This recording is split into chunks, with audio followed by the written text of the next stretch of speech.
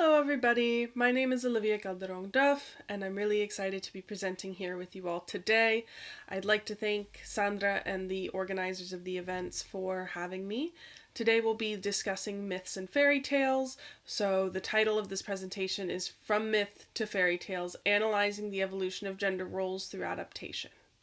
As you can see with the photos above, they're a hint to what we'll be discussing today. We have a young woman cleaning a key, and we have another woman opening up a large jar with things being released from it. So for today, through a close reading of the fairy tale Bluebeard, this presentation will explore how gender roles have evolved through fairy tales' adaptation of classical mythology, specifically the myth regarding Pandora's box. So, we'll break it down by defining and comparing mythology and fairy tales both as separate terms and genres. We will contextualize the time period's attitudes towards gendered roles. So we'll be looking at archaic Greece. We'll also be looking at 17th century France a bit. We will explore the mythological roots of Perrault's fairy tale, and we will analyze how Bluebeard showcases an evolution in gender roles through its adaptation and absorption of the Pandora myth. Before we start, though, I have this quote from leading fairy tales folklore academic Jack Zipes that says, "All stories are assemblies of fragments on loan." I felt this quite resonated with the topics that we'll be discussing today, the interconnectedness of mythology, fairy tale, and traditions such as those. So, mythologies and fairy tales. What's the difference? What are their similarities? At its core, the main difference is explanation versus information. Mythology aims to explain the world around us, why things are the way things are, how things are the way things are, and fairy tales are meant to inform us of how to live in the world around us. We'll start with mythology here. It's the older of the two. It is an ancient tradition that goes way back and spans many cultures. As defined by Merriam-Webster, mythology is the study and interpretation of sacred tales, the etymology or origins of nuances long held, or customs, stories that deal with various aspects of the human condition. Myth is primarily reliant on fate and destiny, and very much contains a macro point of view. Oftentimes it involves divinities, so gods, heroes, deities, and these are all stories that are presented as theological truths. These theological truths are woven in every aspect of Greek society, archaic Greek society. They inform how women participate or don't participate in the public, they inform politics, they just about inform every facet of life, and they are heavily rooted in a oral tradition, which means that these stories were passed down generation to generation through word of mouth, and that is until they were written down. Fairy tales, on the other hand, have a less concrete definition. They encompass many genres and forms, and it's fairly recent when you compare it to the timeline of mythologies.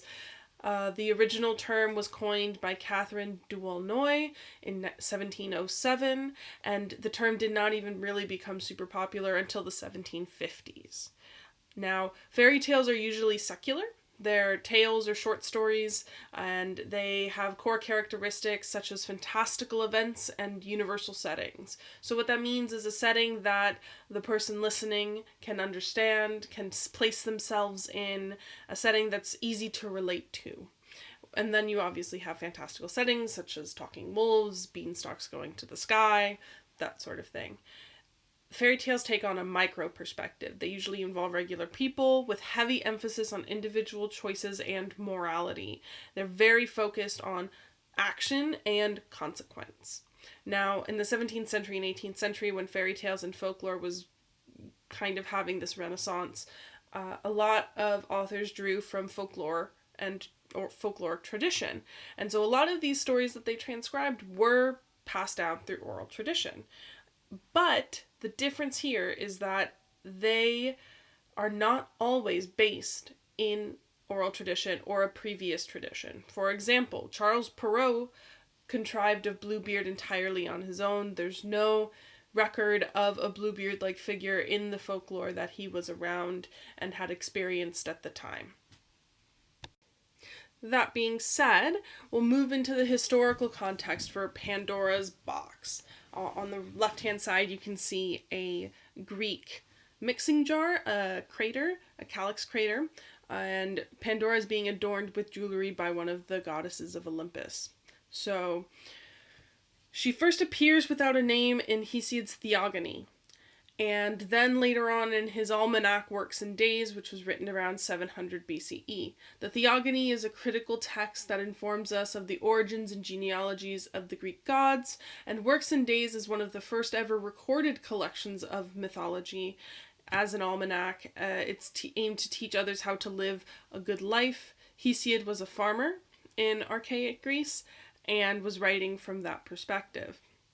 Now, in order to kind of understand the mythological timeline that we'll be getting into, Greek myth has 5 ages of man. You have the paradise, kind of Garden of Eden type times, which are the gold and silver ages. As each age passes, more awareness of self, more shame, those sorts of things start to develop. You have the Bronze Age, where people start developing tools and weapons. You have the Age of Heroes, where we see people like Hercules and Perseus going on their journeys and quests. And then finally we have the Age of Iron, which is where Hesiod is writing from. He's writing from the Age of Iron, and that is hard, with misery and illness and sickness and greed, and it's the toughest and least prosperous time in Greek mythological history. So he's writing from the Iron Age, and within that the myth reflects the social values of the time period, as previously discussed. So we can see this attitude reflected in the myth of Pandora. Men had the final say in everything. It was a man's world very much. Women were not really allowed in the public eye unless they were sibyls or religious figures. So people who gave prophecies, people who read omens, who facilitated religious rites and festivals. But generally, women were kept in the home to manage the household, to have children, to have families. They were considered lesser than men with very few, if any, rights.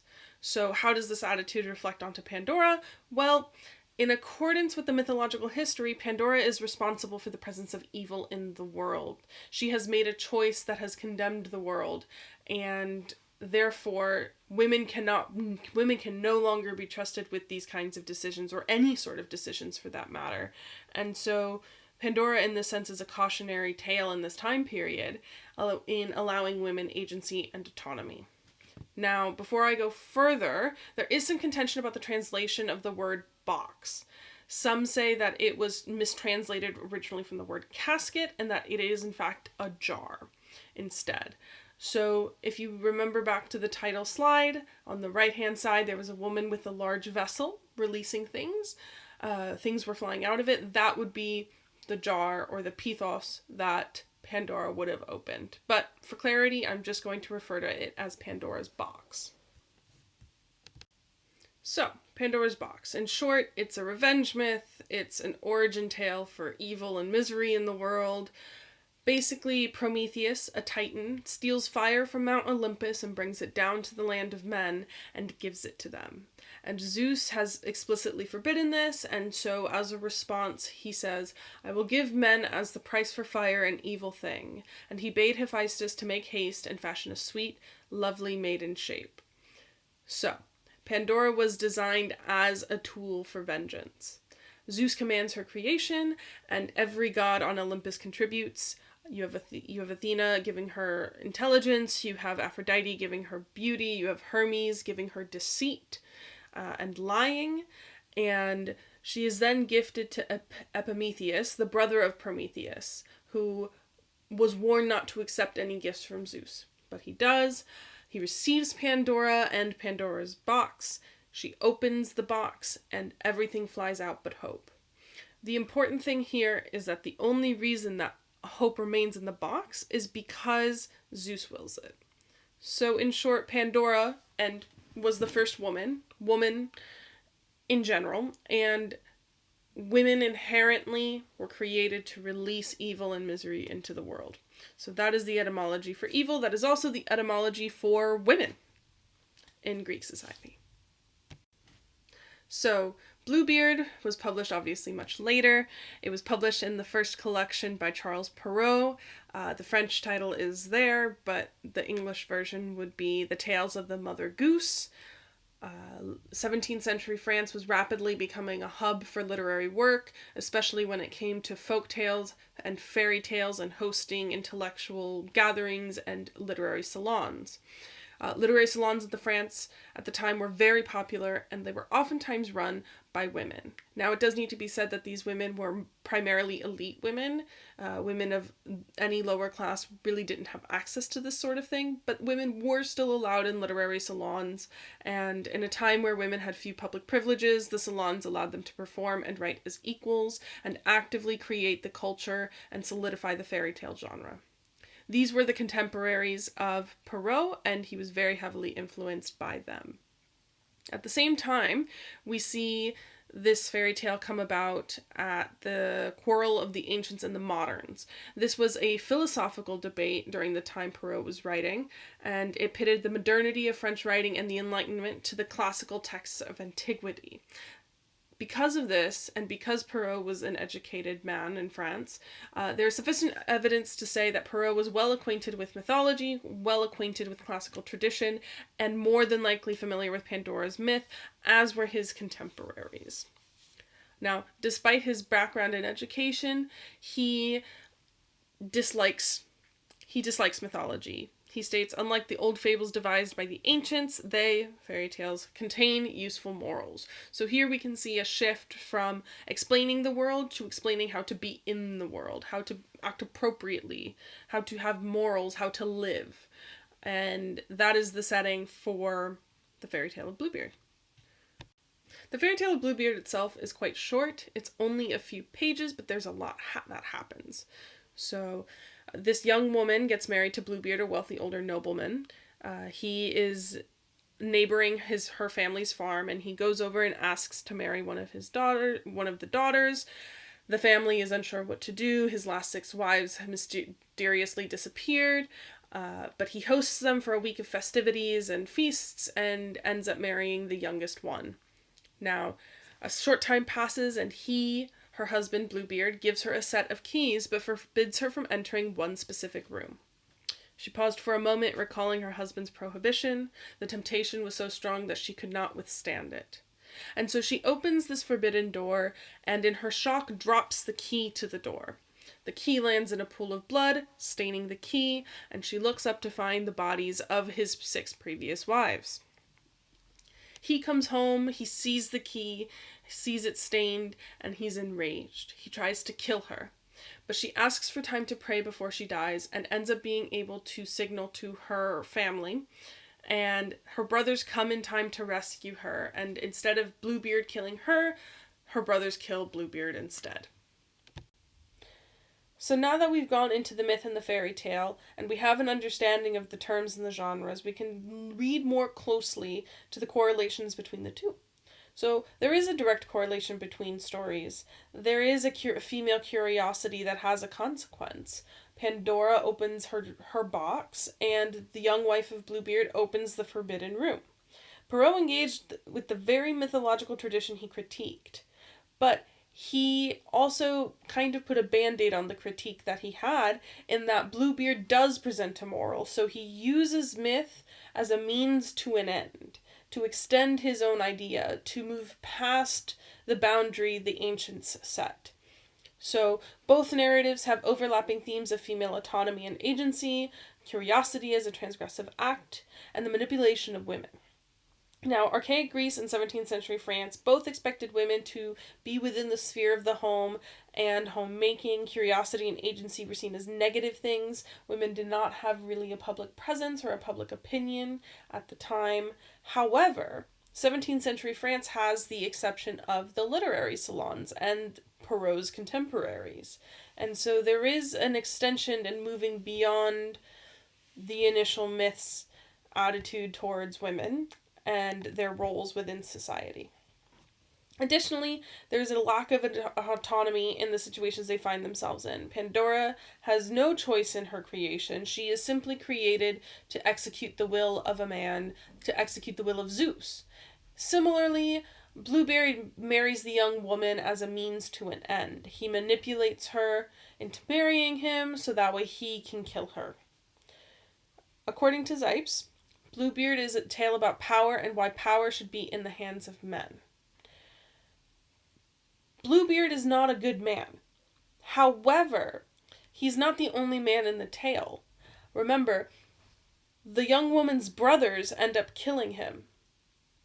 So there is power in the hands of a man, but there is less finality in that male power in the fairy tale of Bluebeard.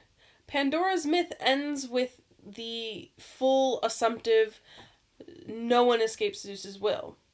But Bluebeard presents a less final, a less concrete way forward with that.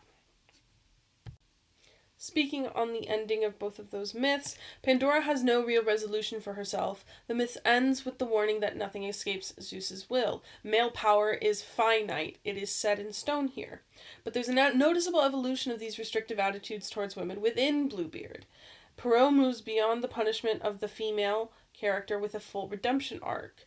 There's a clear influence of literary salons and his female contemporaries. The young woman does get to remarry at the end of Bluebeard, and she does inherit Bluebeard's wealth, and she is able to move past her transgressive act. So curiosity is transgressive, but it's not damning, which is a really important distinction from the myth of Pandora, where all women are damned in Greek society for the choices made by Pandora at the beginning of Greek mythological history. There's also a really interesting point to be made for the releasing of evils. So Pandora's transgression released evils into the world, while Bluebeard's wife and her rescue actually contains an evil. Bluebeard would have kept killing these women had he not been killed by the young woman's brothers. So we can analyze the distinct evolution between Pandora and Bluebeard's wife. Pandora originally is not named, but ends up being named, and her name means the all-endowed, as all the Olympians contributed to her creation, while the young woman is not. She does not have a name. She is not given a name. So she's not given an identity outside of her husband, but I will say this generalization does allow for a more universal setting, as is characteristic of a fairy tale. It allows the common woman to place herself more easily into the circumstances and moral of the tale. It leans further into this fairy tale characterization and universal setting, not only in the setting of just the countryside and the castle, but also of actual identity. We can also see this shift in societal gendered expectations between Zeus and Bluebeard. This was kind of touched on in earlier slides, but they both have an absolute power mindset. Things are as they will it, as they plan it. They control things, they control people. But where Zeus succeeds, Bluebeard himself fails. And this is really important to have a male writer like Perrault writing about male fallibility in a time where that was usually not the case. In societal culture and attitude where women were automatically in the wrong, where they were not given a voice or the benefit of the doubt, he creates the benefit of the doubt, and you do sympathize with Bluebeard's wife, and you do want her to succeed, despite the fact that she has committed a quote-unquote transgression. So, in conclusion, we can see that there are distinct parallel threads to be drawn. Through adaptation and extension of Pandora's myth, we can see a clear shift in gender roles in several areas for both men and for women. And in the fairy tale, men become fallible and manipulative while women are allowed mercy and autonomy. This is really important because it humanizes the young woman in a way that Pandora never had the opportunity to be. She is allowed to move past the mistakes she makes and continue to live her life.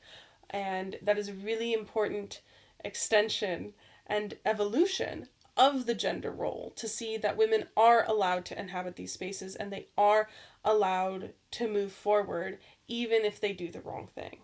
So these are my sources for the presentation. Thank you so much for listening, and I hope you have a great rest of your day.